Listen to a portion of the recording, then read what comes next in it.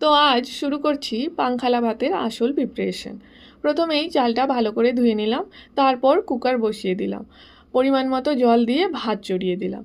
সাধারণত এই পাংখালা ভাত বা বাংলায় আমরা যেটা বলি পান্তা ভাত আগের দিন বানানো হয় বা কয়েক ঘন্টা ভিজিয়ে রাখা হয়, কিন্তু আমি আজকে একটু আলাদাভাবেই করছি। গরম ভাত দিয়েই বানাবো। ভাতটা হয়ে গেলে একটা বড় পাত্রে নিয়ে নিলাম, তার মধ্যে দিলাম টক দই।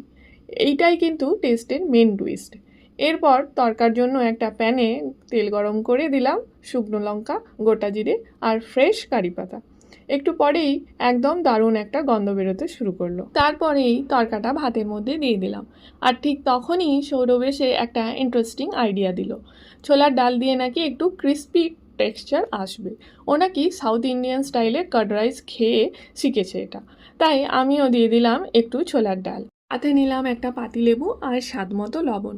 সব কিছু একসাথে ভালো করে মেখে নিলাম, আর ব্যাস, রেডি হয়ে গেল পাংখালা ভাতের মেন বেস। আমি যদিও বাইরে কখনো অথেন্টিকভাবে খাইনি, শুধু অনেক শুনেছি এই ডিশটার ব্যাপারে, আর সেই কিউরিওসিটি থেকেই আজকের এই বানানো।